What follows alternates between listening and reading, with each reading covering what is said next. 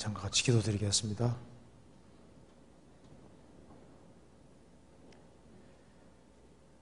저희를 사랑하시는 하나님 아버지 감사합니다. 오늘도 하나님 말씀을 배울 수 있는 시간과 환경과 마음을 허락해 주신 것을 감사합니다. 한 사람 영혼을 천하보다 귀히 여기시는 자비로우신 우리 아버지 하나님, 이번에 인생의 문제를 해결하기를 간절히 원하는 사람들의 마음을 굽어 살펴보시고 주 성령님의 역사로 사망에서 생명으로 옮겨줄 수 있도록 도와주시고, 그리고 주님이 우리를 위해서 예비해 놓으신 그 크신 은혜와 사랑을 깨닫고 소망 중에 생을 살 수 있도록 도와주옵소서. 사람은 머리털 하나도 희고 흠게 할 수 없습니다. 사람을 구원하는 능력은 오직 주께만 속해 있사오니 주님께서 함께해 주시고 도와주시옵소서. 오늘 이 말씀을 통해서 하나님의 살아계심을 확실히 깨달아 알 수 있도록 도와주시고, 우리 각 사람이 살아계신 하나님 앞에서 어떠한 사람이 되어야 할지를 알 수 있도록 도와주옵소서. 주 예수 그리스도 이름으로 기도하옵나이다. 아멘. 우리 성경 창세기 11장 찾으시겠습니다. 창세기 11장 1절입니다.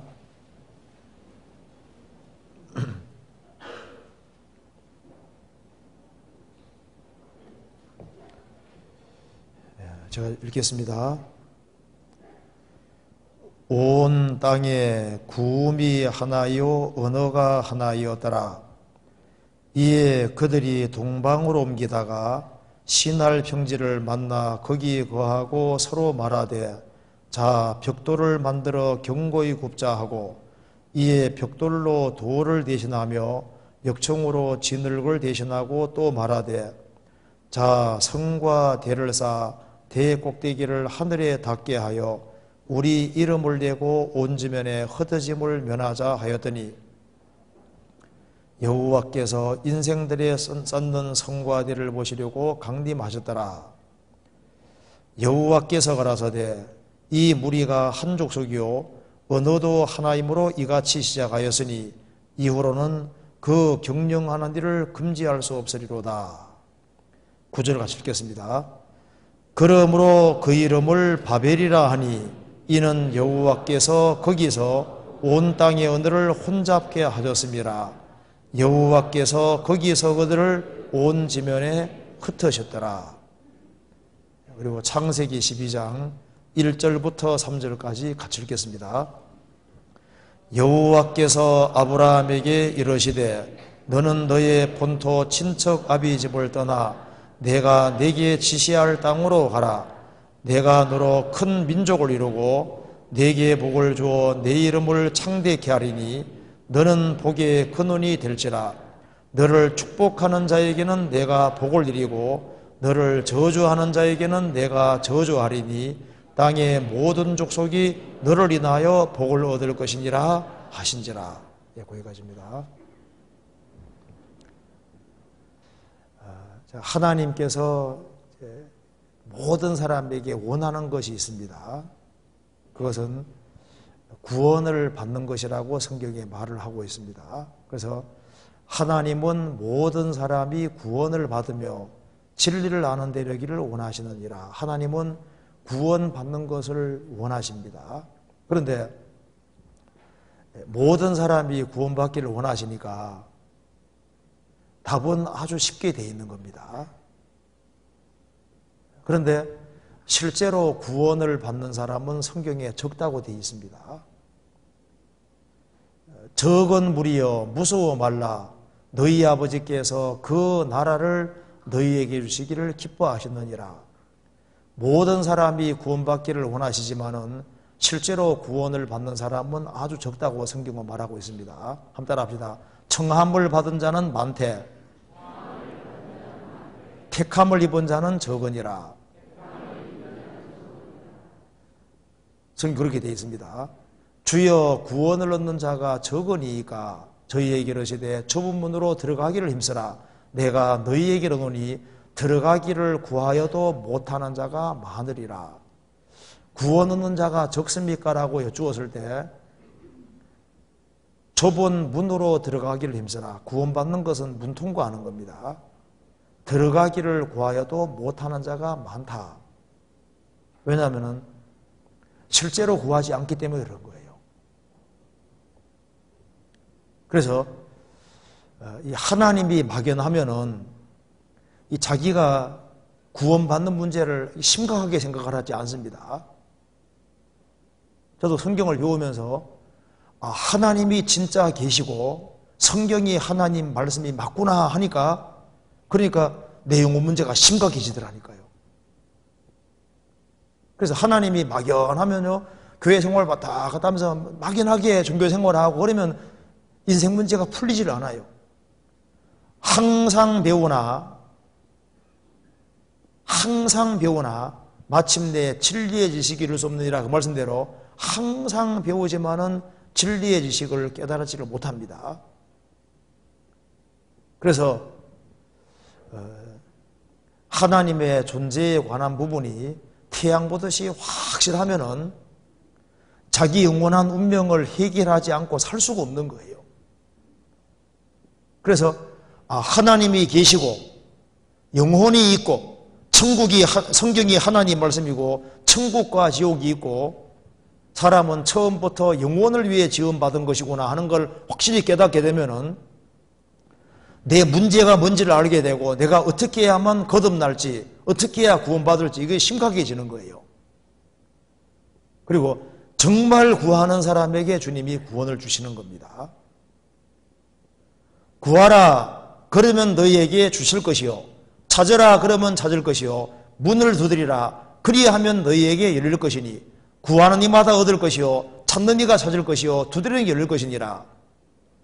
마태복음 7장에 말씀하신 대로 구하라 그럼 주신다고 했습니다. 찾으라 그러면 찾을 것이요 문을 두드리라 그리하면 열릴 것이니 구하는 이마다 얻을 것이요 구하는 사람은 누구든지 얻는다고 했습니다.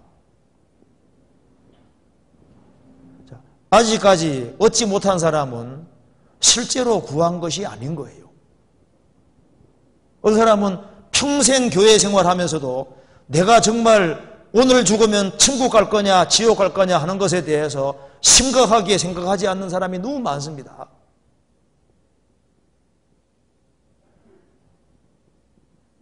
우리가 이번에 이런 집회를 하는 것이 기독교인 만들려고 하는 것이 아닙니다. 교인 돼서 뭐 하려고요? 이 성경이 하나님 말씀이라면은 이 성경대로 확실히 천국 갈 수 있는 사람이 되든지 그 둘 중에 하나 아주 확실하게 해야 되는 겁니다. 그렇지 않겠습니까? 막연하게 종교 생활하는 건 아무 의미가 없는 거예요. 그리고 내 영혼이 구원받고 거듭나는 이것은 하나님만 할 수 있는 겁니다. 저도 거듭나기 전에 영접 기도를 했습니다. 제가 자청해서 영접 기도 하자고 했습니다.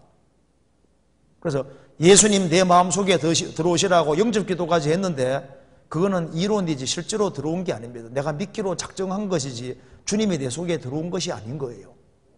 그러다가 1983년 9월 25일에 실제로 거듭난 겁니다. 거듭나니까 이 말이 이해가 되더라니까요. 누구든지 그리스도 안에 있으면 새로운 피조물이라 이전 것은 지나갔으니 보라 새 것이 되어도다. 그 말씀이 이해가 되는 거예요.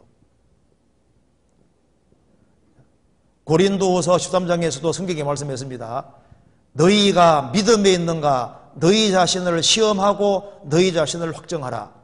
예수 그리스도께서 너희 안에 계신 것을 스스로 알지 못하느냐. 그렇지 않으면 너희가 버리운 자니라. 주님이 내 속에 정말 있냐 그 말입니다. 그걸 확실하게 해야 되는 거예요. 그래서 인생 문제가 해결되면은 나는 언제 죽어도 천국 간다는 확신이 실제로 있을 뿐 아니라 정말 확신과 소망 가지고 생을 살 수 있게 되는 겁니다. 그런데 이것은 찾는 사람에게 주님이 주시는 거예요. 사람이 무엇으로 심든지 그대로 거두리라. 반드시 심은 대로 거두게 되어 있습니다. 정말 찾는 사람은 하나님께서 도와주십니다. 그래서 하나님의 존재하심이 아주 확실히 됩니다. 그래야만 실제로 인생 문제가 풀리도록 되어 있습니다. 그래서 히브리서 11장 6절에 말씀한 대로 믿음이 없이는 기쁘시게 못하나니 하나님께 나아가는 자는 반드시 그가 계신 것과 하나님의 존재하심이 확실히 되는 거예요. 그리고 하나님이 정말 계신 것이 확실하면은 그 사람이 확실하게 생을 살게 되는 겁니다. 그렇지 않겠습니까? 한번 생각해 보세요. 하나님이 정말 계시다고 확실히 믿는 사람과 그렇지 않은 사람이 똑같이 살겠습니까? 금세가 전부라고 생각하는 사람과 내세가 확실하게 있다는 걸 믿는 사람하고 다를 수밖에 없잖아요. 그리고 성경을 진리라고 믿는 사람과 그렇지 않은 사람이 똑같이 살 리가 없잖아요. 내 편한 대로 살더라도 이 성경이 하나님 말씀이 아니라는 증거를 잡아내고 자기 편한 대로 살아야 됩니다. 일단 성경이 존재하는 나는 자기 편한 대로 자기 주관대로 사는 것은 안전치를 못한 거예요. 왜냐하면 예수님 말씀하시기를 요한복음 12장 끝에서 나를 저버리고 내 말을 받지 아니하는 자를 심판할 리가 있으니 곧 나의 한 그 말이 마지막 날에 저를 심판하리라. 이 성경으로 구원받지 아니하는 사람은 죽음 건너가면 이 성경이 그 사람을 심판한다고 말씀하고 있습니다. 예수님 말씀하시기를 율법의 한 획이 떨어짐보다 천지 없어짐이 쉬우리라. 누가복음 16장에서 이렇게 말씀하시죠. 마태복음 24장에서도 천지는 없어지겠으나 내 말은 없어지지 아니하리라. 이 성경을 없애려는 사람은 지구상에 다 사라져도 성경은 지구상에 꽉 차 있습니다. 이 성경이 2551개의 말 이상으로 번역이 되어서 전 세계에 꽉 차 있는데 멋대로 살아가는 사람은 성경을 밟고 넘어가야 되는 거예요. 일단 내가 아무리 똑똑해도 성경보다 지혜로울 수는 없거든요. 그렇잖아요. 자, 내가 아무리 지혜로워도 내 생각에 있는 것을 책으로 써서 반포한다면 몇 명의 사람이나 읽겠습니까? 또 얼마나 오랫동안 영향을 미치겠습니까?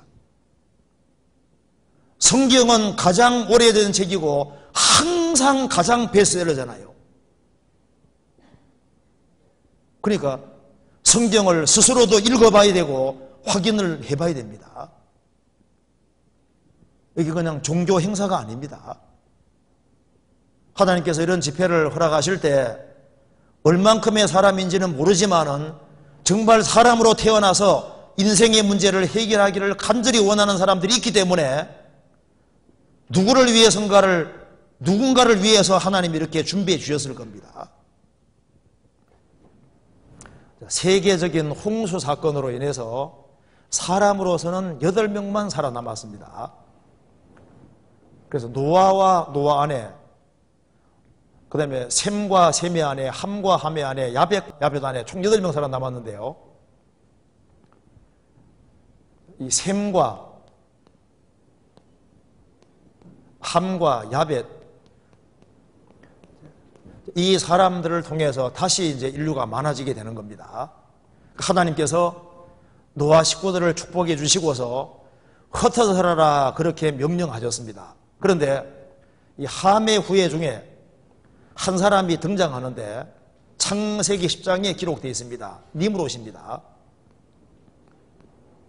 세상 최초의 영걸, 영웅이라고 성경 기록하고 있는데요. 걸출한 인물 하나가 태어난 겁니다. 그래서 이 니므롯이 중심이 되어서 노아 후손들이 똘똘 뭉친 거예요. 뭉쳐서 니므롯 중심으로 해서 거대한 도시를 만들고 하늘에 닿는 탑을 쌓으려고 계획을 한 겁니다. 이때의 슬로건은 인간 이름을 내고 온 지면에 흩어짐을 면하자. 하나님 없이 하나가 된 겁니다. 세계적인 홍수를 경험한 지 얼마 안 돼 또 타락해 버린 거예요.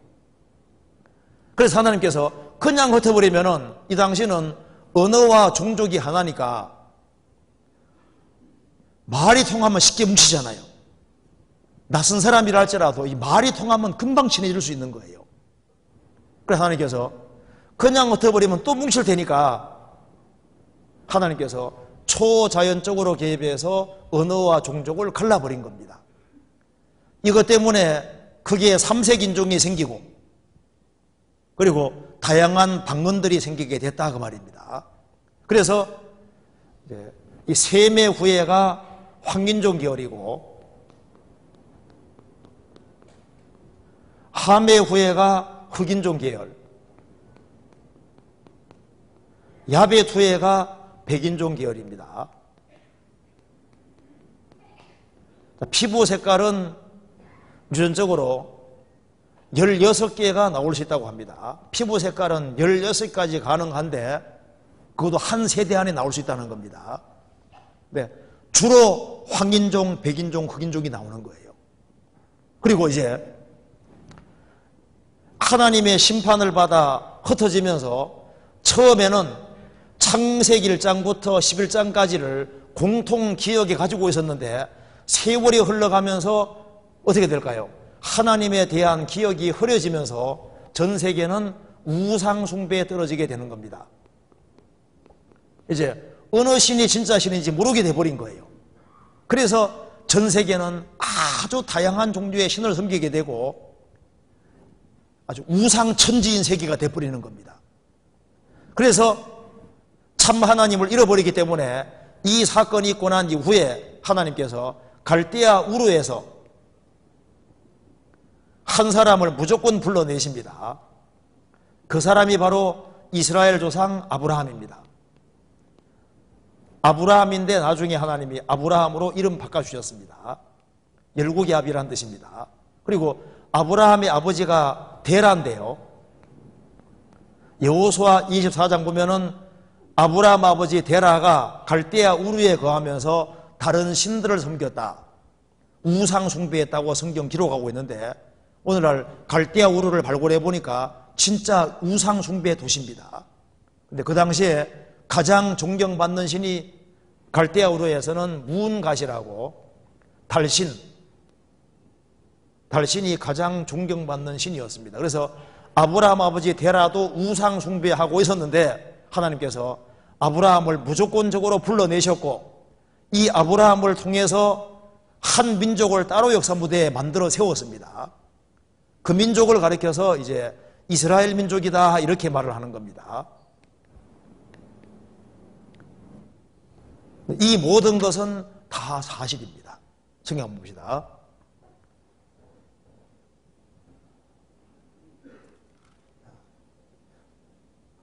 창세기 10장 1절 보시겠습니다.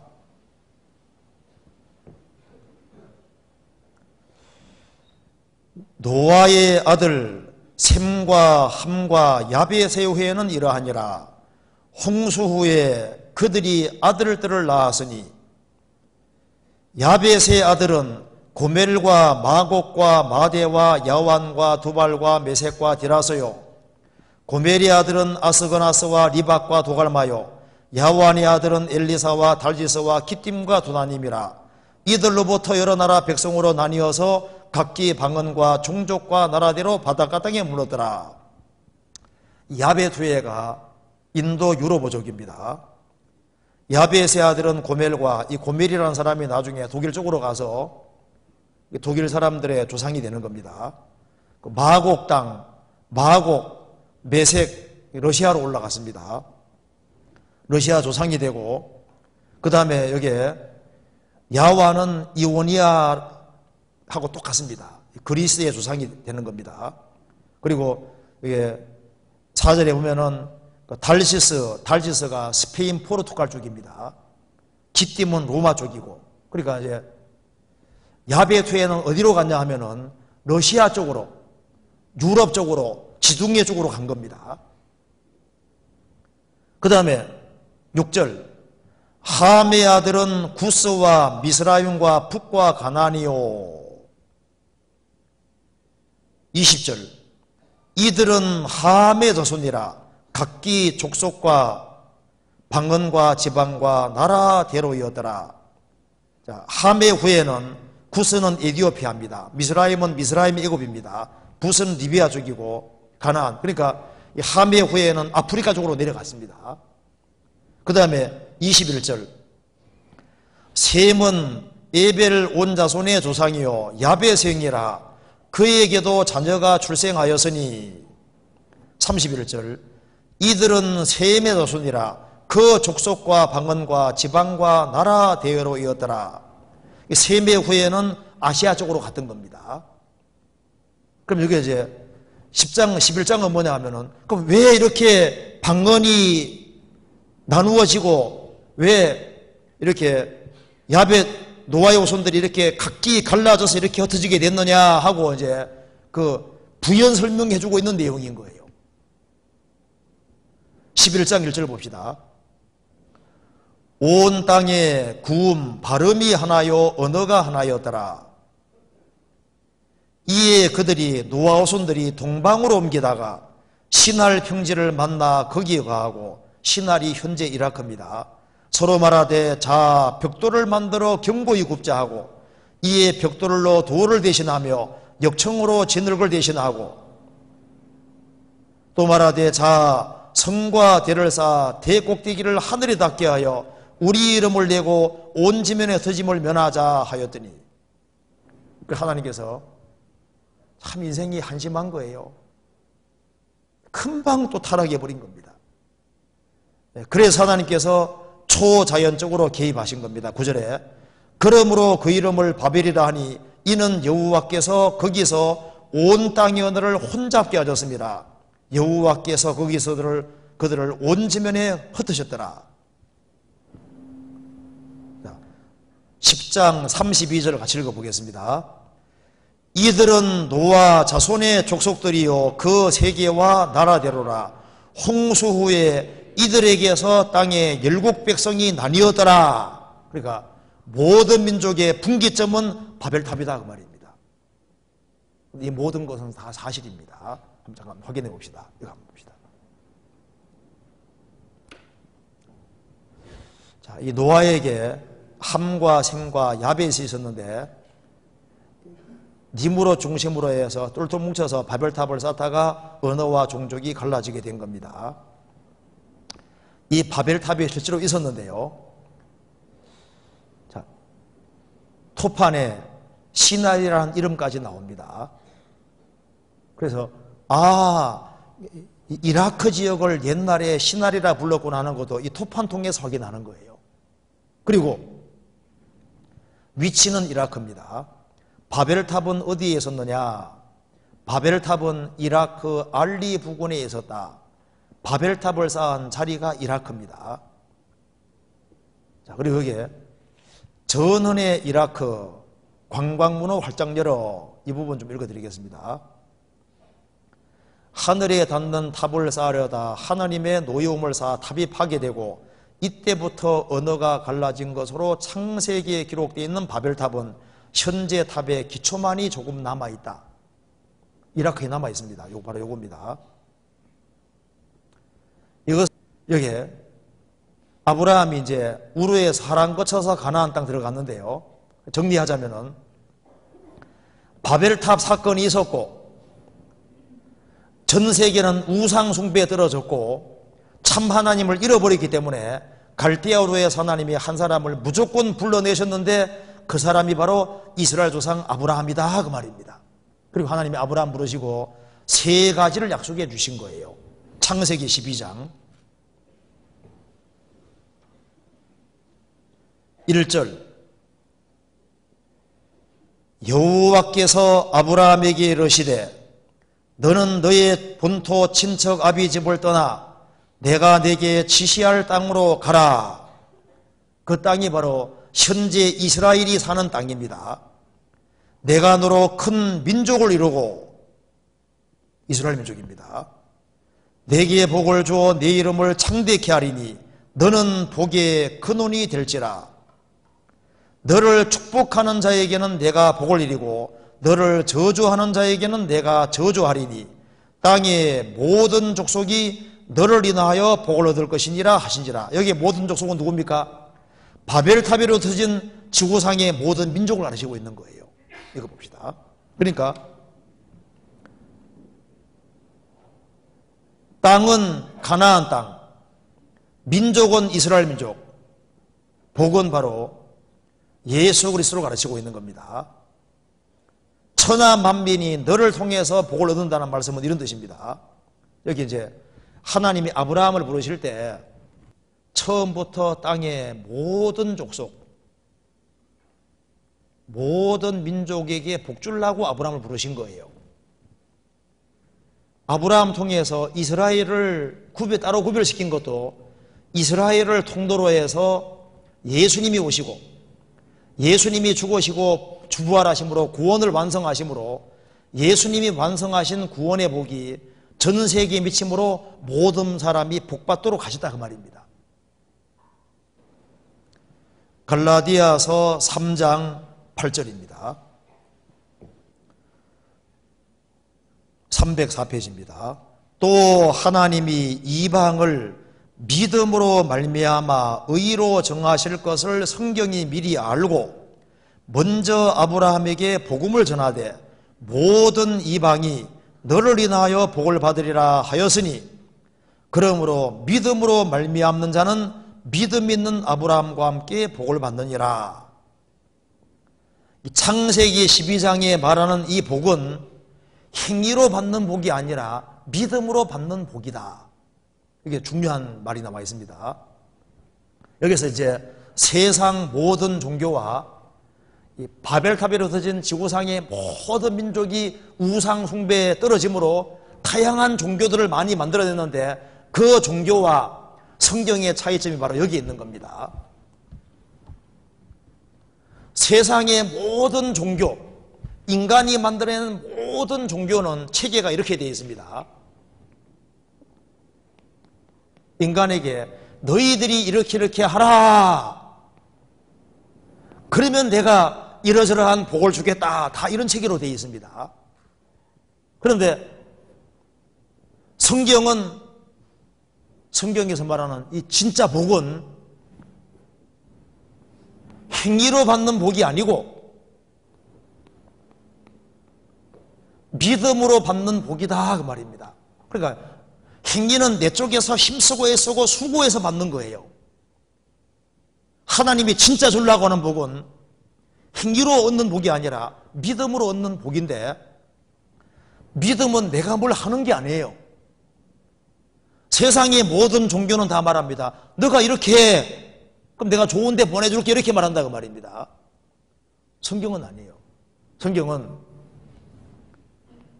이 복은 하나님이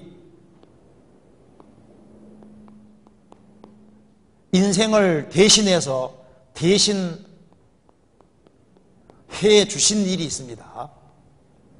하나님 편에서 인간이 못하기 때문에 하나님께서 대신 다 해주신 것을 받아들여 받는 복이다 그 말입니다.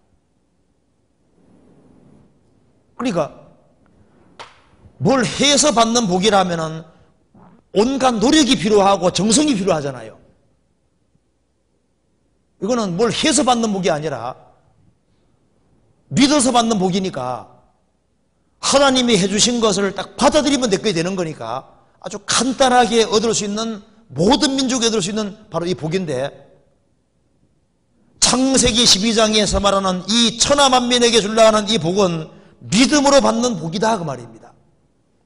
이 복은 반드시 다 얻어야 될 복에 속하는 거예요. 우리 여기 앉아있는 이유도 바로 이 복 받으려고 앉아있는 겁니다. 에베소서 1장 보시겠습니다.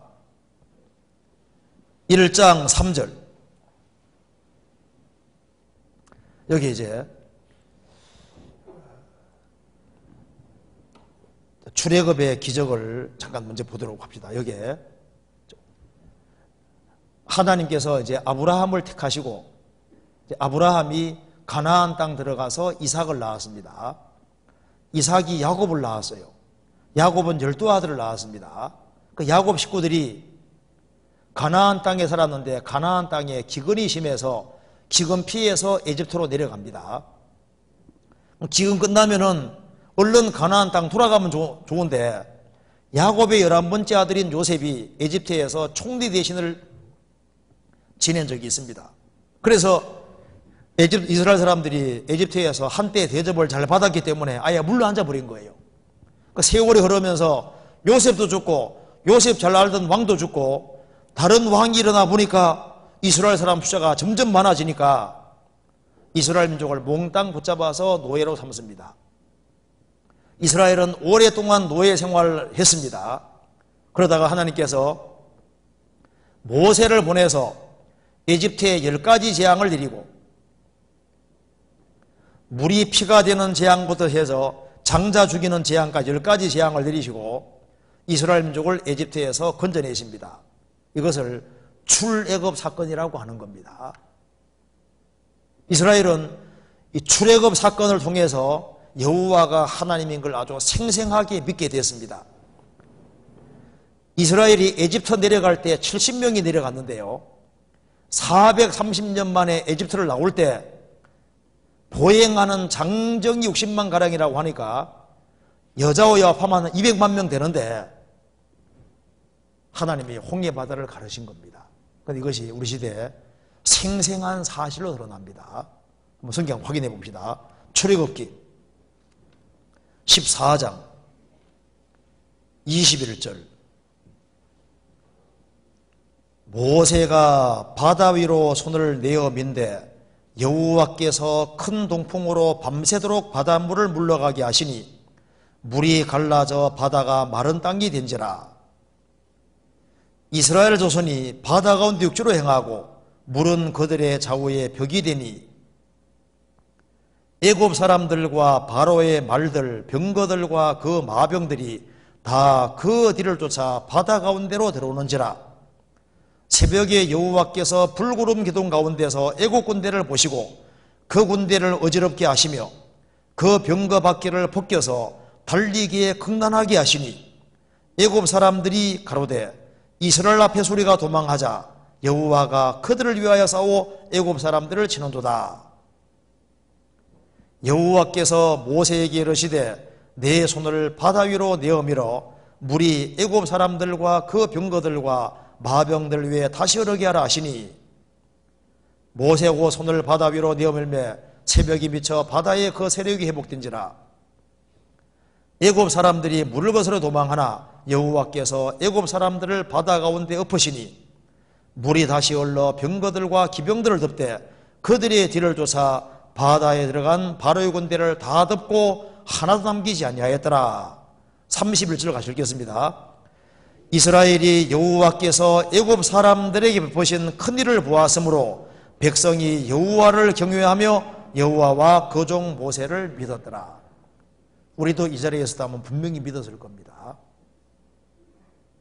자, 이 사건이 정말 사실이라면은 이 하나님이 살아 계신 겁니까? 안 살아 계신 겁니까? 살아 계신 거잖아요. 근데 혹시라도 하나님은 안 믿을까봐 증거를 남겨놓으셨습니다. 증거가 없어도 사실이잖아요. 그죠? 여기 3,400년, 3,500년 전의 사건이니까 뭐 증거가 남아있기도 참 어렵지 않습니까? 그래도 증거가 있다면은 이게 하나님의 자비입니다. 제발 믿으라고. 예수님이 죽으시고 부활하셨는데 예수님의 10명의 제자들은 봤습니다. 그때 도마가 없었어요. 도마. 예수님 제자 중에 이름이 도마입니다. 음식 쓰는 도마 말고 도마가 있었는데 의심이 되게 많아요. 그래서 예수님 부활한 걸 본 제자들은 막 예수님 부활한 거 맞다고 막 되게 좋아하라고 하는데 얘기를 하니까 도마는 말합니다. 너희들 나 속이려고 하지 나는 안 속아. 나는 경험주의자이기 때문에 나는 내 눈으로 볼 뿐 아니라 이 허상일 수 있을 테니까 예수님 옆구리에 아주 큰 창이 질려서 큰 구멍이 났으니까 나는 내 손가락으로 예수님 못자국에 넣어보고 내 손을 예수님 옆구리에 넣어볼 때까지는 안 믿겠다고 버티는 거예요. 예수님이 일주일에 나타나셨습니다. 도마야, 너의 손을 내밀어서 내 옆구리에 넣어보라. 너의 손가락을 내밀어서 내 못자국에 넣어보라. 그리하고도 믿음 없는 자 되지 말고 믿는 자가 되라. 도마가 말했습니다. 나의 주시며 나의 하나님이시니이다. 너는 나를 본고로 믿느냐? 보지 못하고 믿는 자들은 복되도다 하시니라. 요한일서 1장에 보면은요, 우리는 예수님이 죽으시고 부활하신 것을 봤을 뿐 아니라 손으로 주목하고 만져봤다고 되어 있거든요. 예수님은 실제로 부활하신 거예요. 주님 말씀하셨습니다. 안 보고 믿는 사람은 복이 있지만은 안 보고는 못 믿겠다 해서 어떻게 하십니까? 보고라도 믿고 만져보고라도 믿으라 그 말입니다. 안 믿을까 봐 하나님이 증거 남겨놓으신 거예요. 이 출애굽 사건은 아주 중요한 사건이기 때문에 혹시라도 안 믿을까 봐 증거 남겨놓으셨는데 뭐 간단하게 이것만 확인해도 알 수 있어요. 이거 한번 봅시다. 하나님이 에집트에 10가지 재앙 내리고 이스라엘 민족을 에집트에서 건져내셨는데요. 여기 이거 하나만 봐도 됩니다. 오늘날 출애굽 위치가 밝혀지는데요. 이스라엘이 출애굽을 해서 이쪽으로 와 여기서 출애굽 이루어집니다. 이스라엘 자손을 명하여 돌쳐서 바다 윗돌 사이 비하이로답 바알스본 맞은편 바닷가에 장막을 짓게 하라. 여기에서 출애굽이 이루어지는데 여기가 여의도 4.5배 넓입니다. 여기에 참 놀라운 것은 이 지역의 지명이 누에이바 알 무자이나인데 모세가 물을 가른 곳이라는 뜻입니다. 지명이 그대로 남아있을 뿐 아니라 여기에 기둥이 있는데요. 맞은편에도 기둥이 있었습니다. 1980년대까지 있었는데 이 기둥에 뭐라고 쓰여 있었냐 하면은 기록이 남아있습니다. 모세가 솔로몬이 출애굽을 기념해서 기둥 세웠다고 하는 내용이 정확히 기록되어 있는 거예요. 그러니까 하나님이 바다 밑을 이렇게 만들어 놓으셨던 거예요. 그리고 여기서 뭐가 나오느냐? 출애굽 당시에 병거바퀴가 그대로 나오는 거예요. 2000년 돼서 이제 들어가 보니까 병거바퀴들이 즐비하게 있는데요. 그것도 출애굽 당시의 병거바퀴입니다. 벽화에 나와 있는 거하고 똑같아요. 그래서 홍해바다 통과한 것이 사실로 드러났다. 비디오까지 다 찍었어요. 한번 볼까요? 보시죠.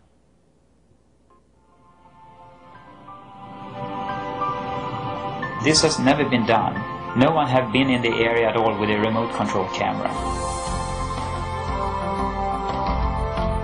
The robotic camera's survey revealed many shapes and objects familiar to Moeller, including coral formations with right angles, arches, discs, and straight shafts fused into larger masses that had the appearance of twisted wreckage. Now, when we have been able to go back and forth with the remote control camera, we can repeatedly see that these strange structures we are looking for are there. Not at one place, but you see them again and again and again. There are situations where you see something that looks like an axle, a hub, something that looks like a wheel, and you say to yourself, this is not a coral reef, this is a coral growth on an artifact. And that is what's different to me when I compare corals at other locations around the world. Since the earliest explorations at Nueva, one distinctive type of formation has often been identified on the sea floor. A slender, table-like structure, sometimes standing on end, with a coral-encrusted base, a straight shaft, and a circular top. It's a 90-degree angle, a right angle, between something that looks like an axle and the wheel. And you can see this in different varieties, and it looks very different from normal coral growth. And it is like a man-made structure with a coral growth on it. In the midst of them, Pan Tien photographed this circular object attached to what appears to have been a broken axle or hub. This discovery was significant for two reasons. Pontien had documented the coral-encrusted form of a wheel with dimensions similar to ancient Egyptian artifacts directly across from the proposed Nueva crossing site. Her find also provided independent confirmation of earlier evidence establishing wheel-like formations on both coasts of the Red Sea in accordance with descriptions in the biblical record. And the Lord looked down on the Egyptian army, and he made the wheels of their chariots come off.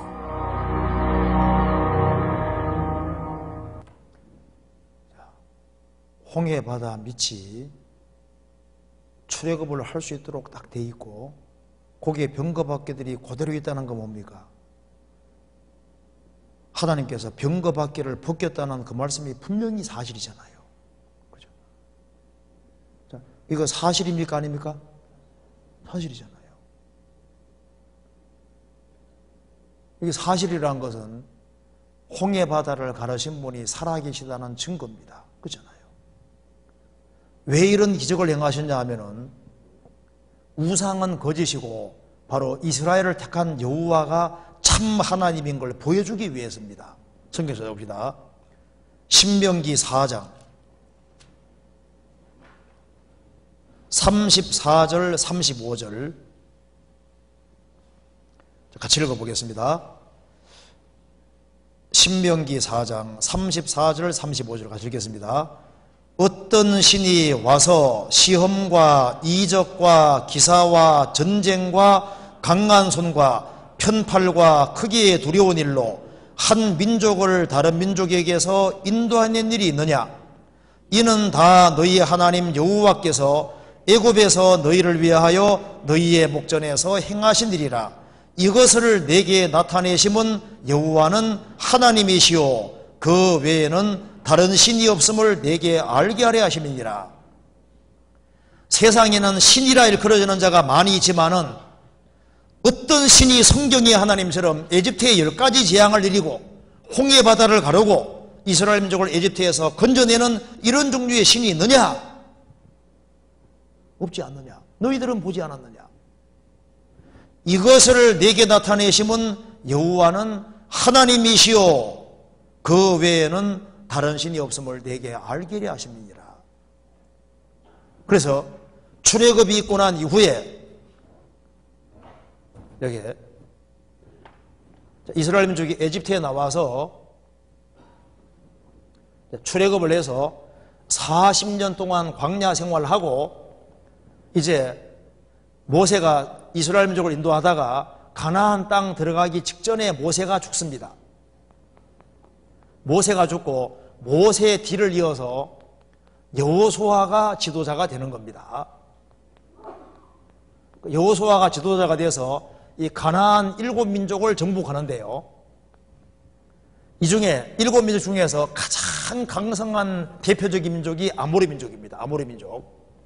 이스라엘 민족이 아모리 민족하고 이제 이스라엘 민족이 전쟁을 하게 되는데 이스라엘 민족은 이 가나안 땅에 처음 들어가는 거니까 밤이 되면 불리하잖아요. 그래서 여호수아가 하나님께 기도하니까 하나님께서 태양을 거의 하루 동안 떠 있게 만들어 주십니다. 그래서 대적을 진멸하게 하셨는데요. 아마 역사 속에서 기적 중에서 제일 큰 기적은 바로 태양의 정지 사건입니다. 성경 찾아봅시다. 여호수아 10장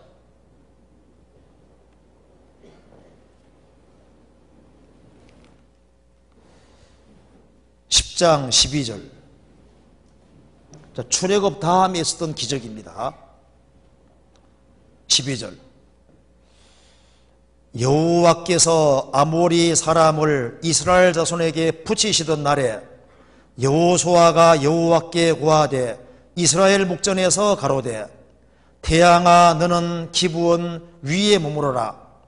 달아 너도 아여러운 골짜기에 그리할지어다 하매 태양이 머물고 달이 거치기를 백성이 그 대적에게 원수를 갚도록 하였느니라. 야살의 책에 기록되기를 태양이 중천에 머물러서 거의 종일토록 속히 내려가지 아니하였다 하지 아니하였느냐. 여호와께서 사람의 목소리를 들으신 이 같은 날은 전에도 없었고 후에도 없었나니 이는 여호와께서 이스라엘을 위하여 싸우셨음이니라. 생각해 봅시다. 출애굽을 시키는 홍해바다를 갈라서 60만 명 되는 사람을 통과케 하고 나머지 애굽 사람들을 추적하는 애굽 사람을 진멸하는 이것이 어려운 걸까요? 태양을 정지시키는 것이 어려운 걸까요? 어느 게 더 어렵습니까? 하나님 보실 때는 똑같아요. 전능하신 분에게는 더 어려운 게 없거든요. 어느 사람 생각할 겁니다. 설마 이런 일이 있었을까? 있었어요. 또 하나님께서 혹시라도 안 믿을까 봐 충분한 증거를 남겨놓으셨습니다. 이걸 어떻게 증명할 수 있냐 한번 보세요. 지구가 둥그니까 태양이 중천에 떠서 거의 하루 동안 안 내려간 게 사실이라면 전 세계가 충격받지 않았겠어요? 그러니까 이스라엘 쪽에 있는 나라들은 전부 다 낮이 되는 것이고 반대쪽 나라들은 당연히 밤이 될 거 아니에요. 그래서 세계적인 대학자 가운데 한 사람인 임마누엘 벨리코프스키라는 사람이 있습니다. 아인슈타인 친구이가 대학자인데요. 이 사람이 고대 역사 대가기 때문에 이 사람이 과거 역사 연구하다가 놀라운 걸 알게 되는 거예요. 이 여호수아 시대에 낮의 길이가 길어지고 밤의 길이가 길어진 것을 증거하는 문헌이 너무 많은 걸 보고 면밀히 조사해 보니까 이게 무작위가 아니다 그 말입니다. 이스라엘 쪽에 있는 나라들은 전부 다 낮이고 반대쪽은 전부 다 밤이기 때문에 옛날에는 교통 발달이 안 돼 있으니까 이게 무작위면은 뒤죽박죽도 아니고 이렇게 일정한 규칙이 딱 있으니까 이 사람은 결론 내리기를 이 사건은 실제로 있었다고. 자기는 원인은 모르겠다, 원인은. 자, 세계적으로 낮이 길어지고 밤이 길어진 것에 대한 얘기가 너무 많은데, 이걸 한글로 봅시다. 여기 이제, 낮이 길어진 것을 말하는 그룹은 이스라엘, 그 다음에 에집트, 그 다음에 에티오피아, 인도, 중국, 그리고 이제 그리스도 마찬가지입니다. 그리스 이쪽도 다 낮이 길어졌다고 말을 하고 있습니다. 그리고 여기에 1, 2, 3, 4, 5 북미 5개 부족, 중남미 4개 부족은 전부 다 밤이 길어졌다고 말을 하고 있고 서아프리카도 밤이 길어졌다고 말하고 있습니다. 그런데 여기가 피지섬인데 여기의 사람들은 태양이 지평선에 딱 걸친 상태에서 하루가 길어졌다고 말을 하고 있습니다. 그러니까 이걸 정리해 보면은 긴 낮을 말하는 곳은 아시아 쪽이고 밤을 말하는 것은 여기 아메리카 대륙은 밤이고 서아프리카도 밤이고 그래서 낮이 길어진 걸 말하는 그룹은 이스라엘, 이집트, 인도, 중국이고 피지섬 사람들은 해가 지는 상태에서 하루 길어졌다고 합니다. 여기 피지섬입니다. 여기 호주 옆에 여기입니다. 여기는 해가 지평선에 걸쳐가지고 안 내려갔다 그 말입니다. 그래서 프레이즈라는 인류학자가 피지섬에 오랫동안 살았는데요. 이 사람들이 매년마다 이상한 행사를 하는 거예요. 그래서 무슨 행사입니까 하니까 옛날에 태양이 지평선에 걸쳐가지고 하루 동안 안 내려간 적이기 때문에 그걸 기념해서 이 행사하는 거라고. 그리고 여기에 밤이 길어진 걸 말하는 것은 북미 5개 부족, 중남미 4개 부족, 서아프리카 1개 부족. 그러니까 이게 맞는 겁니다. 여기가 해가 지평선에다 걸치면은 이쪽은 전부 다 밤이고 서아프리카도 밤이고 이쪽엔 정말 낮이 되는 거예요. 실제로. 그래서 여기 요 내용을 벨리코프스키라는 역사학자도 이걸 말하고 있습니다. 월즈 인 콜리전 책에서도 이 내용을 기록하고 있는데요. 이 사건이 실제로 있었던 거예요. 그래서 여기 보면은 이 여호수아 그 시대에 태양이 20시간 동안 뜨지 않았다. 여기 태양이 거의 20시간 동안 감춰졌다. 성경에도 거의 하루라고 되어 있잖아요. 이런 게 다 기록이 남아 있습니다. 그래서 여기에 그 다음에 성경 열왕기하 20장 봅시다. 여기 또 이런 것이 또 이런 기적이 기록되어 있습니다. 열왕기하 20장 봅시다. 20장 8절.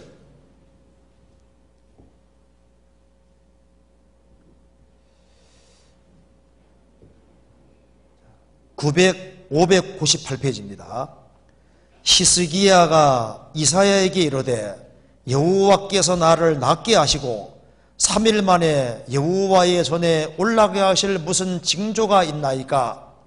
이사야가 가로되 여호와의 하신 말씀을 응하게 하시리에 대하여 여호와께로서 왕에게 한 징조가 이 말이이다. 해의 그림자가 10도를 나아갈 것이니까 혹 10도를 물러갈 것이니까?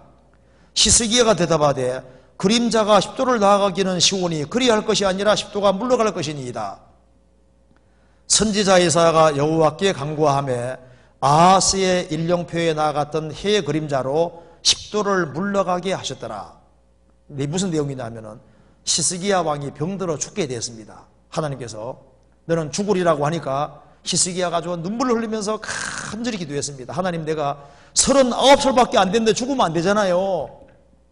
내가 하나님 잘 섬기지 않았습니까? 하고 이제 하나님 앞에 매달리니까 하나님이 그럼 15년 더 살게 해준다고 했습니다.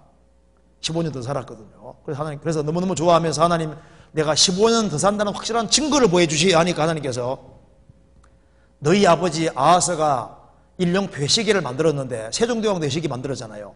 회시계 만들었는데 해의 그림자가 10도를 나아갈 겁니까? 10도 물러갈 것입니까? 물으니까 그야 10도 해 그림자가 나아가기는 쉬우니까 그리할 것이 아니라 10도 물러갈 것이니이다.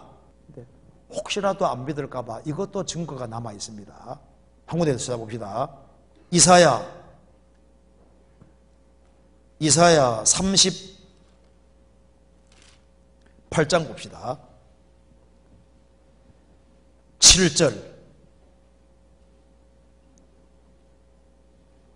7절에 나 여호와가 말한 것을 내게 이룰 증거로 이 징조를 내게 주리라. 보라, 아하스의 일령표에 나아갔던 해의 그림자를 뒤로 10도 물러가게 하리라 하시더니 이에 일령표에 나아갔던 해의 그림자가 10도를 물러가니라. 오래전에 어떤 한 교수님 한 분이 이 사건에 공개되는 자료를 갖다 줬는데요. 중국 기록에도 이것이 나온다는 것을 얘기해 줘서 제가 이제 그 자료를 보니까 정말 그렇게 돼 있어서요. 최근에 한번 찾아보니까 정말 이것이 맞더라고요. 한번 이거 한번 봅시다. 이거 한번 볼까요? 자, 이사야 38장에 이제 히스기야가 병들었을 때 이 사건이 있었는데요. 기원전 705년 이때가 히스기야 왕 이 당시입니다. 이 당시에 여기 비디오가 있는데 좀 기니까 제가 간단하게 설명드리겠습니다. 이걸 이제 한글로 번역해서 좀 간단하게 설명드리겠습니다. 기원전 705년 이 히스기야 이때입니다. 중국 고대 천문학자들이 기원전 705년 하루에 일몰이 2번 있었다. 그 비디오 내용에 보면은 서쪽에서 해가 졌는데 다시 떠올라서 다시 졌다. 이렇게 정확히 기록되어 있다 그 말입니다. 그리고 고대 15개의 나라, 15개의 고대 달력들은 기원전 705년까지는 1년을 360년으로 전부 다 계산했는데 이 사건이 있고 난 이후에 5년간에 걸쳐서 모든 나라와 문명들은 1년 360일로 체계가 바뀌어져 가지고 이걸 반영하기 위해서 달력을 재조정하는데 했는데 아시리아, 칼디아인, 이집트, 히브리인, 페르시아, 중국, 인도, 마약 등등 문명들이 이 사건이 있고 난 이후에 일이 있고 난 이후에 원력 체계를 다 바꾸어 재조정했다 그 말입니다. 이런 내용이 이제 비디오로 쭉 나오는데요. 여기에 기원전 705년에 중국 기록에도 태양이 일몰했다가 다시 떠올라서 다시 저는 이런 충격스러운 일이 있었다고 딱 기록을 하고 있는데, 성경이 그렇게 이 시대인 거예요, 이 시대. 그러니까 생각해 보세요. 지구를 세우고 또 반대로 확 돌리고, 이거 뭐 창조주는 간단히 할 수 있잖아요. 그렇지 않습니까? 이런 증거가 없어도 성경은 사실입니다. 이사야 48장 보시겠습니다. 12절 13절 같이 읽어보겠습니다. 야곱아 나의 부른 이스라엘아 나를 들어라. 나는 그니 나는 처음이요 또 마지막이라. 과연 내 손이 땅의 기초를 정하였고 내 오른손이 하늘에 폈나니 내가 부르면 천지가 일제히 서느니라. 야곱아 이스라엘아 바로 내가 바로 그분이다. 과연 내 손이 땅의 기초를 정하였고 내 오른손이 하늘에 폈나니 내가 부르면 천지가 일제히 서느니라. 천지 보고 생기라면 생기고 없어지면 없어지고 마음대로 할 수 있다 그 말입니다. 만드신 분이니까.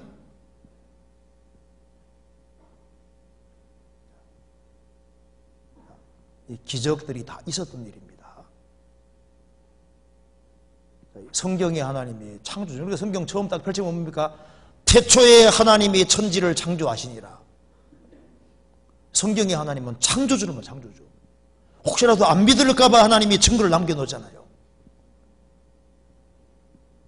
어떻게 이 동일한 시대에 성경에 딱 기록되어 있는 그 내용이 중국에도 기록될 수 있냐 그 말입니다.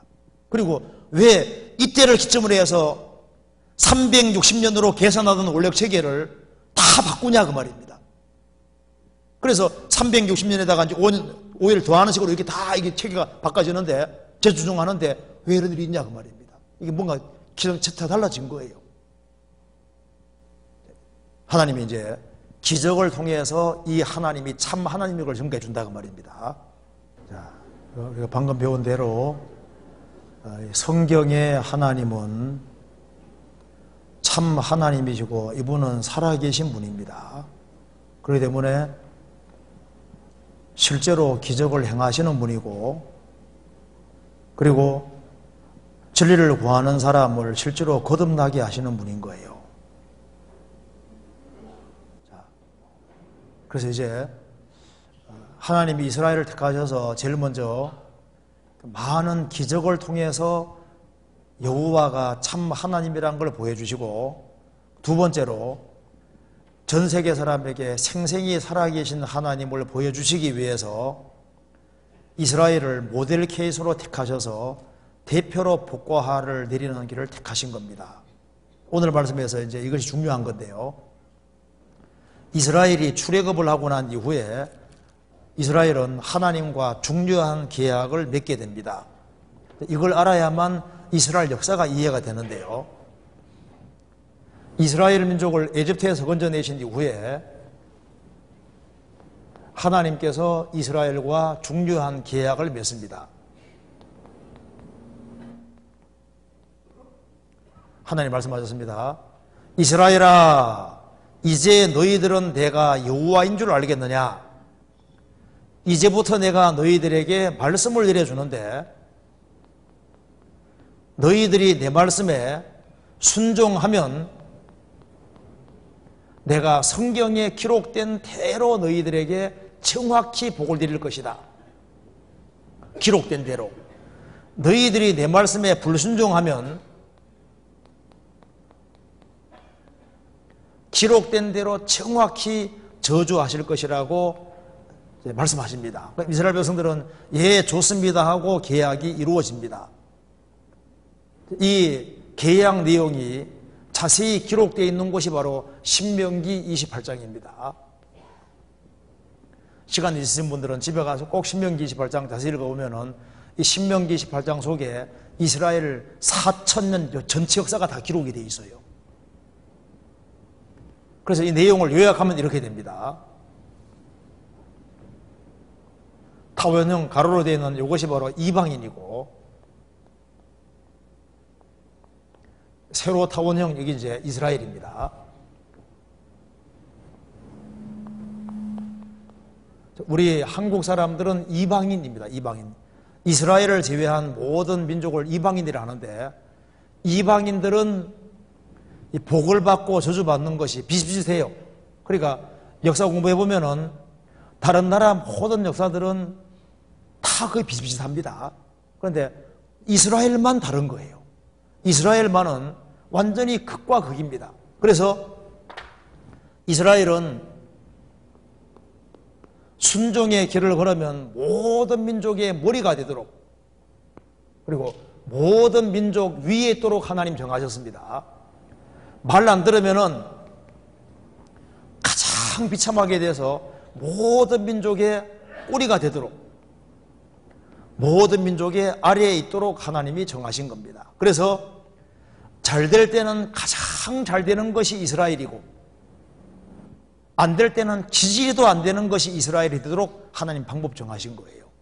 그래서 우리가 얼른 생각해도 육신적으로 제일 잘 되는 민족 하면은 이스라엘이잖아요. 제일 비참하게 망한 민족 하면 이스라엘이잖아요. 이렇게 극과 극이 되도록 하나님 정하신 겁니다. 자, 계약 내용을 한번 봅시다. 신명기 28장 1절.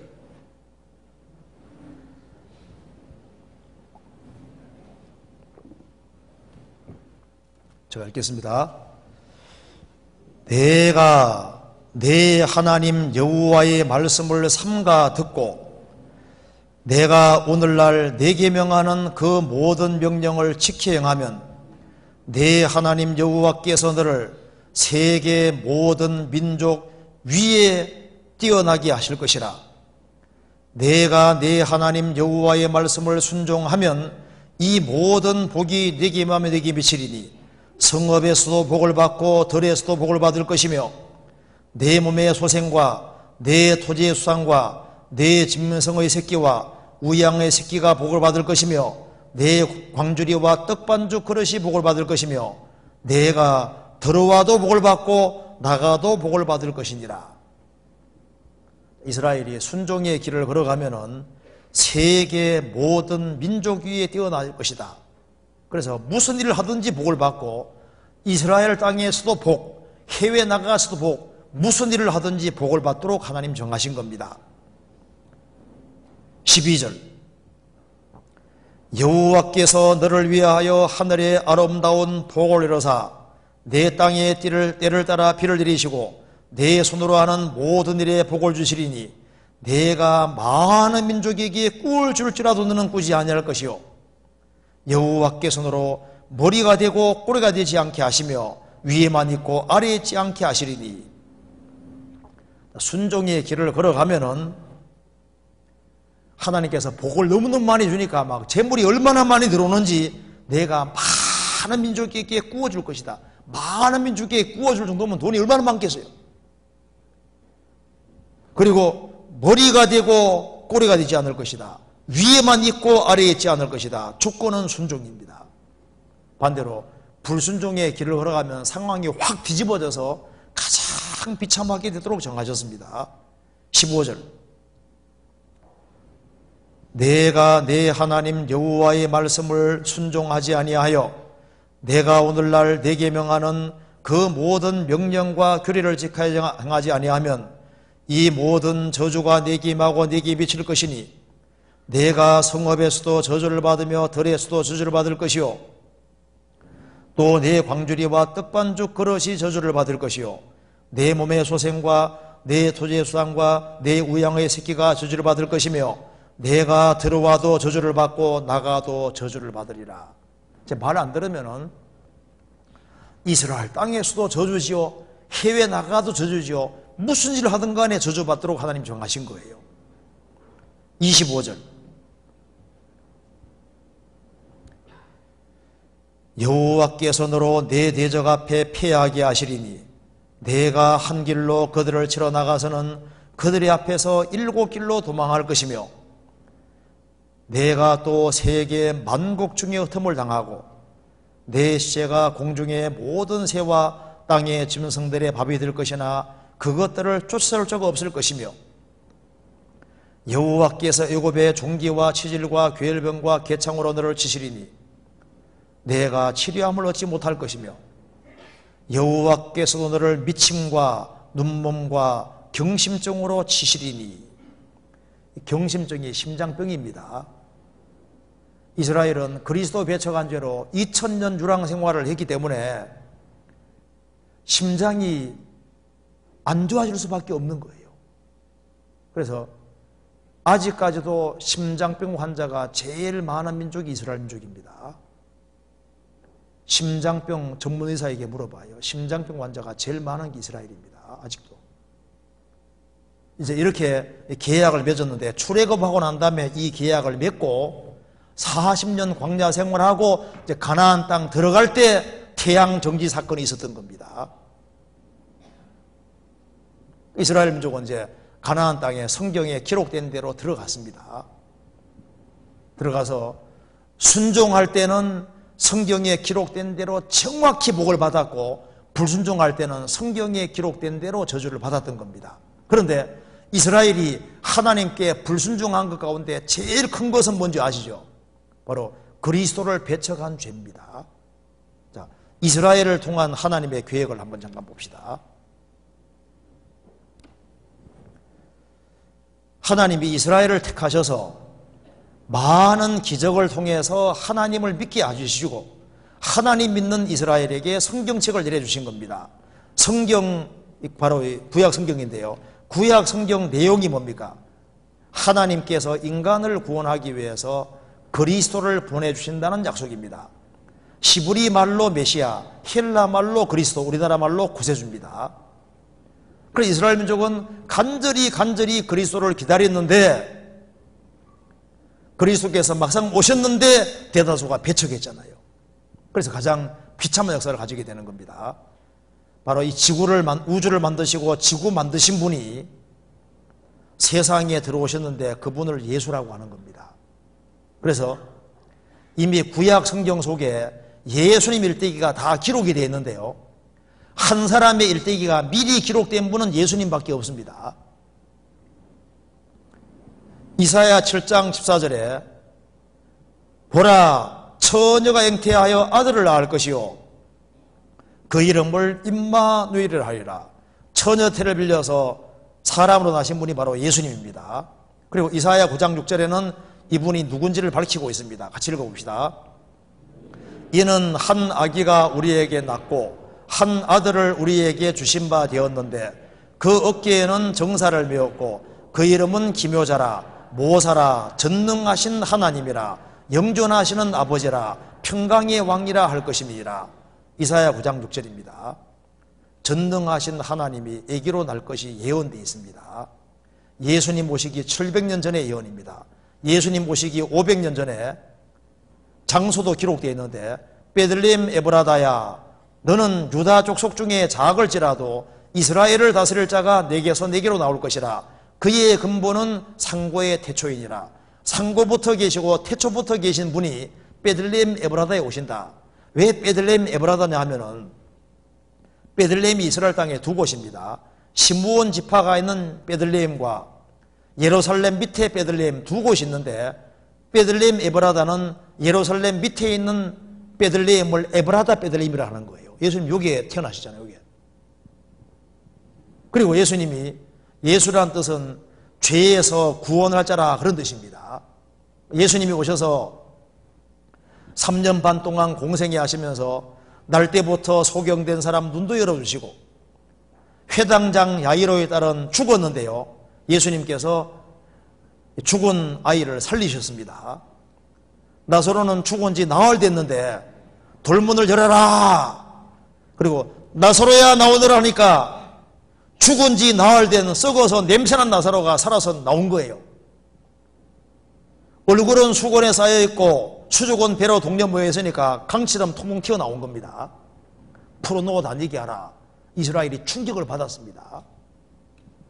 예수님은 풍랑도 잠잠케 하시고 45개 물고기 2마리로 5,000명도 먹이시고 원하는 기적을 3년 반 동안 계속 행하시고 하나님 말씀을 자세히 증거하셨는데 그 많은 기적과 능력을 보면서도 이스라엘은 그리스도를 배척하게 했던 겁니다. 그것 때문에 가장 비참한 역사를 가지게 되는데요. 이스라엘이 불순종함으로 받은 벌을 도표로 그리면 이런 도표가 나오게 됩니다.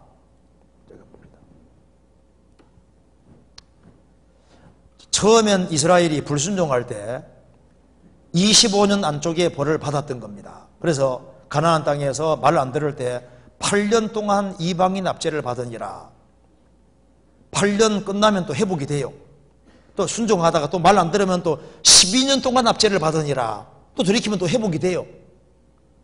또 말 안 들으면 23년 동안 납제 받으니라. 또 회복이 되거든요. 근데 처음에는 말 안 들어도 25년 안쪽에 얼른 회복이 됐어요.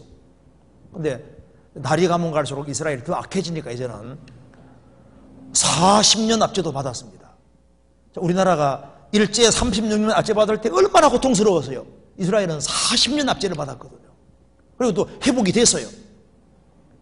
그래도 말 안 들으니까 이제는 70년 납제를 받습니다. 70년. 이것이 세계사 교과서에 나오는 바벨론 유수라는 겁니다. 이스라엘 땅과 바벨론은 거리가 1000km가 넘어요. 이스라엘이 살인죄, 간음죄, 우상숭배, 심지어 일부는 남자끼리 동성끼리도 죄를 지었거든요. 하나님이 열받으셔서 바벨론이란 나라를 일으켜서 1000km 먼 곳에서 바벨론에 들어와서 이스라엘을 아주 박살내버렸잖아요. 그래서 이스라엘 민족을 몽땅 붙잡아서 가난한 사람만 남겨두고 몽땅 1000km 포로 끌고 간 거예요. 그래서 70년 동안 포로 생활했습니다. 예수님이 부활하신 이후에 다시 믿을 수 있는 기회 주셨는데 그것까지 저버릴 때 정말 저주가 임한 겁니다. 예수님께서 유대인들이 끝까지 맺혀가면 어떤 벌 받을 것인지를 자세히 말씀하셨는데 구약에도 이미 다 기록되어 있어요. 예수님 오시기 1500년 전에 모세가 하나님께 받은 말씀 속에 이스라엘이 불순종하면 어떠한 벌 받을 것인지가 이미 기록되어 있었는데요. 그 기록 내용을 한번 봅시다. 성경 레위기 26장 봅시다. 이렇게 벌이 미리 기록되어 있었습니다. 자, 예수님 오시기 1500년 전에 이스라엘 민족을 출애굽한 인도한 그 모세가 하나님께 받아 기록을 했습니다. 레위기도 모세 기록하고 처음 성경 5권을 모세가 기록했는데요. 이스라엘이 받는 저주를 기록해놨는데 한번 저주를 한번 제가 읽어드리겠습니다. 자, 어떻게 저주가 기록되는지 한번 봅시다. 레위기 16장 14절. 그러나 너희가 내게 청종치 아니하여 이 모든 명령을 준행치 아니하며 나의 규례를 멸시하며 마음의 나의 법도를 싫어하여 나의 모든 계명을 준행치 아니하며 나의 언약을 배반할진대 16절부터 17절 벌이 정확히 맞도록 되어 있습니다. 18절. 너희가 그렇게 되어도 내게 청종치 아니하면 18절에서부터 20절까지 벌이 내려옵니다. 21절. 너희가 나를 거스려 내게 청종치 않을진대 21절부터 22절 벌이 내려옵니다. 23절. 이런 일을 당하여도 너희가 내게로 돌아오지 아니하고 나를 대항할진대 24절부터 26절까지 벌이 내려옵니다. 27절. 너희가 이같이 될지라도 내게 청종치 아니하고 내게 대항할진대, 즉 끝까지 대항하면 그 말입니다. 이거 봅시다. 처음엔 하나님 약한 벌 내리시고 조금 더 큰 벌 내리시고 조금 더 큰 벌 내리다가 끝까지 말 안 들으면 하나님께서 이렇게 벌 내리겠다고 말씀하셨습니다. 그 뒤에 29절. 너희가 아들의 고기를 먹을 것이요 딸의 고기를 먹을 것이며, 자, 끝까지 말 안 들으면 어떻게 한다고요? 너희들이 자녀의 고기를 먹을 것이다. 자녀를 잡아먹는다는 얘기잖아요. 먹을 것이다. 31절 내가 너희 성읍으로 황폐케 하고 너희 성소들로 황량케 할 것이요 너희의 향기로운 향을 흠양치 아니하고. 두 번째, 성읍과 성소가 박살나게 될 것이다. 세 번째, 32절 그 땅을 황폐케 하리니 거기에 거하는 너희 대적들이 그것을 놀랄 것이며 이스라엘 땅은 황무지로 바뀔 것이다. 모세가 이걸 기록할 때 이스라엘 땅은 적과 꿀이라는 땅인데 땅이 얼마나 좋은지 남자 장정 두 사람이 포도 한 송이를 장대에 꿰가지고 메고 왔습니다. 기네스북에 보면은 제일 좋은 땅에 나오는 포도가 큰 거예요. 33절 같이 읽겠습니다. 내가 너희를 열방 중에 흩을 것이요 내가 칼을 빼어 너희를 따르게 하리니 너희의 땅이 황무하며 너희 성읍이 황폐하리라. 내가 너희를 열방 중에 전 세계에 분산시킬 것이다. 내가 칼을 빼어 너희를 따르게 할 것이다. 칼에 무자비하게 살육을 당할 것이다. 너희 땅이 황무하며 너희 성읍이 황폐하리라. 36절 너희 남은 자에게는 그 대적의 땅에서 내가 그들의 마음으로 약하게 하리니 그들은 바람에 불린 잎사귀 소리에도 놀라 도망하기를 칼을 피하여 도망하다 할 것이요 쫓는 적 없어 떨어질 것이라. 그들은 쫓는 적 없어도 칼 앞에 있음같이 서로 천답하여 넘어지리니 너희가 열방 중에서 너희가 대적을 당할 힘이 없을 것이요. 38절 같이 읽겠습니다. 너희가 열방 중에서 망하리니 너희 대적의 땅이 너희를 삼킬 것이라. 자, 대적의 땅이 삼킨다는 게 뭡니까? 집단적으로 한꺼번에 죽임 당할 걸 말씀하신 겁니다. 그래서 이스라엘 민족은 유랑 생활하면서 대적의 땅에서 마음으로 약하게 하기 때문에 하나님 약하게 하기 때문에 바스락거리는 잎사귀 소리를 놀라 도망하기를 칼을 피해 도망갈 것이다. 이방 땅이 삼킨다고 되어 있잖아요. 이렇게 예언되어 있는데 그리스도 배척한 이후에 실제로 이렇게 됐습니다. 로마 군대가 쳐들어와서 이스라엘을 5개월 동안 포위 공격할 때 성 안에 먹을 것이 없어서 자녀의 고기를 정말 먹었어요. 그리고 이 성경 말씀이 그대로 이루어졌는데 또 한 군데 봅시다. 신명기 28장 예언된 거 봅시다. 이렇게 망한다고 예언되어 있죠. 신명기 28장 53절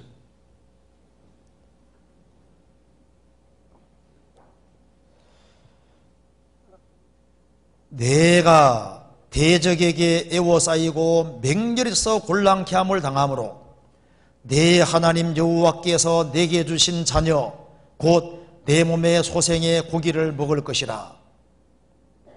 56절 또 너희 중에 유순하고 연약한 부녀 곧 유순하고 연약하여 그 발바닥으로 땅을 밟아보지 아니하던 자라도 그 품의 남편과 그 자녀를 질시하여 그 다리 사이에서 나온 태와 자기의 낳은 어린 자식을 가만히 먹으리니 이는 내 대적이 내 생명을 에워싸고 맹렬해서 곤란케 함으로 아무것도 얻지 못함이니라. 자녀의 고기를 먹을 것이다. 58절 내가 만일 이 책에 기록한 율법의 모든 말씀을 지행하지 아니하고 내 하나님 여호와라는 영화롭고 두려운 이름을 경외하지 아니하면 여호와께서 너의 재앙과 내 자손의 재앙을 긍휼하게 하시리니 그 재앙이 크고 오래고 그 질병이 중하고 오래일 것이라. 63절 여호왕의 여호와께서 너희에게 선을 행하시고 너희로 번성케 하시기를 기뻐하시던 것 같이 이제는 여호와께서 너희를 망하게 하시며 멸하시기를 기뻐하시리니 너희가 들어가 얻는 땅에서 뽑힐 것이요 여호와께서 너를 땅 이끌어낼 것까지 만민 중에 흩으시리니. 이거 기록할 때는 가나안 땅 들어가기 전인데, 광야에서 기록했는데, 너희들이 가나안 땅에 들어가게 되겠지만은 끝까지 불순종하면은 뽑힐 것이다. 그래서 AD 135년에 완전히 뽑혀서 땅 이 끝에서 저 끝까지 만민 중에 흩어지게 될 것이다. 그래서 어떻게 됐습니까? 진짜 2000년 동안 유랑민족이 됐잖아요. 그리고 이방 땅에서 얼마나 비참하게 살았는지 모릅니다. 65절부터 67절까지 같이 읽어봅시다.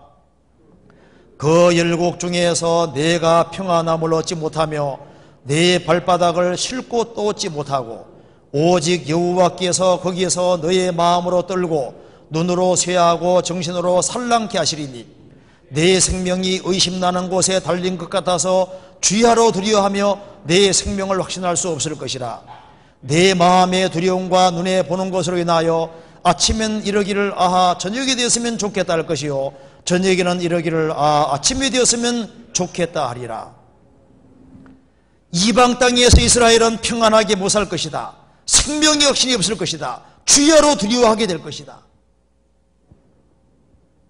혹시 신들리스트 영화 보셨습니까? 그 트라이엄프라든가 그 유대인 영화 보면요 정말 끔찍해요.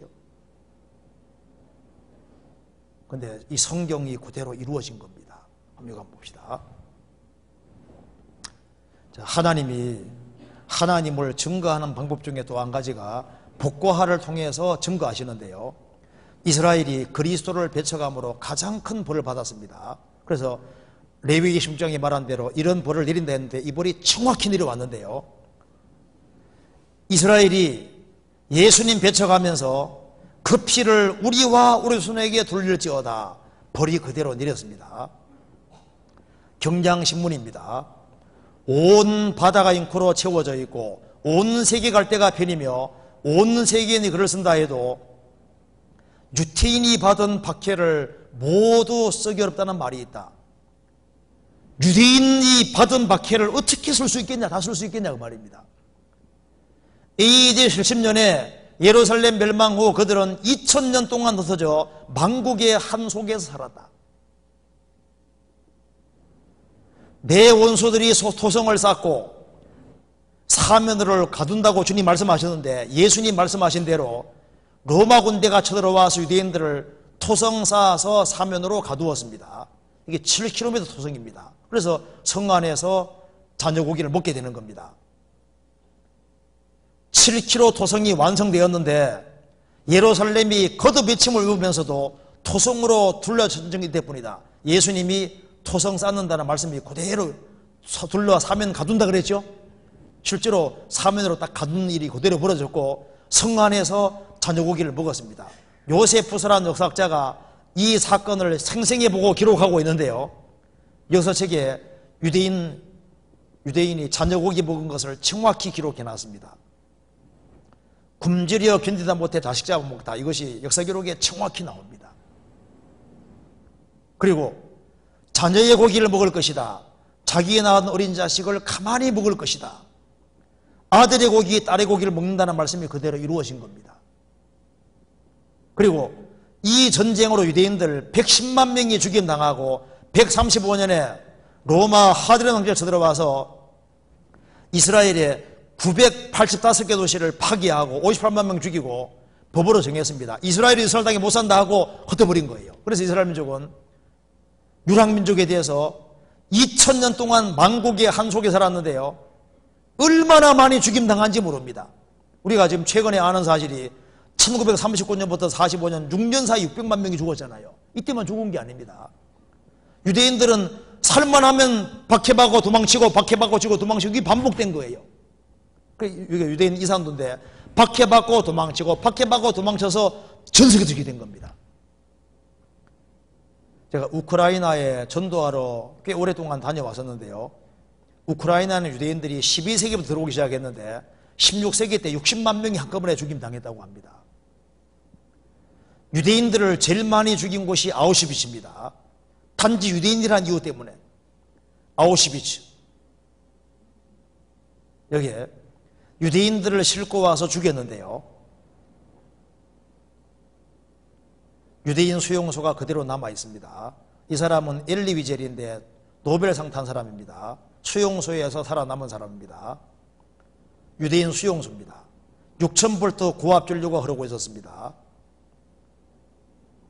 이중 절조망으로 되어 있었고, 이 사람은 도망가다 감전돼 죽었는데 그대로 모델 케이스로 뒀습니다. 이 사람은 자살했습니다. 힘들어서 전류 흐르는데 그냥 몸을 갖다 대버린 거예요. 그리고 유대인 이 수용소에 살면 삭대받은 것을 그림으로 그려놓은 겁니다. 유대인이란 이유 때문에. 유대인이란 이유 때문에 죄수번호를 다 매겨놨습니다. 심지어 애들까지도 죄수번호를 매겼습니다. 애들에까지 죄수번호 다 매겨놨습니다. 그리고 유대인들을 죽일 때 옷을 벗기고 장식품 빼앗는다고 되어 있는데요. 이스라엘이 민족적으로 옷 뺏김 당한 일이 간혹 있다가 20세기에 대거 옷 뺏김 당하고 장식품 빼앗겼는데, 민족적으로 옷 뺏김을 싹 당한 민족이 이스라엘 민족이잖아요. 이 옷 뺏김 당한다는 게 수치인 겁니다. 저주인 거예요. 이런 민족은 없잖아요. 이 저주가 정말 임했던 겁니다. 그리고 유대인들 죽일 때 가스실에서 죽였다는 거 아시죠? 지굴론 B라는 가스를 마셔 죽였는데요. 불고자들은 1차로 가스실에 집어넣었습니다. 그리고 여기에 희생자 머리털을 7톤 담요도 만들었다. 이스라엘 여인들 머리털을 싹 깎아서 잠수함 방수로 사용했습니다. 유대인들의 신발, 안경, 의복이 쌓여 있습니다. 가스를 집어넣을 때 다 뺏었던 겁니다. 유대인들의 신발, 이 사람들이 다 가스실에 들어가 죽은 사람들입니다. 그리고 가스실에 죽어 나오면은 이를 다 끄집어내서 이에 있는 금리를 따로 선별해서 금괴 만들었는데, 이건 유대인 이로 만든 금괴입니다. 의학 실험에 인체를 제공했는데 온갖 병균을 집어넣고 생체 실험적으로 유대인 사용했습니다. 살한 사람을 지금 실험하는 장면입니다. 산 사람 해골째서 실험적으로 사용했습니다. 유대인 40만 명 실험용으로 살해했다. 이런 민족은 없잖아요. 이것이 우리와 직접 관계가 있습니다. 이렇게 망한 민족은 없습니다. 세상 사람들이 모르도록 소강도에 태워버린 얘기 100일 나이에 다 드러났잖아요. 자, 여기에 그래서 유대인들이 비참하게 망했는데요, 그리스도 배척한 죄로 전 세계에 터졌습니다.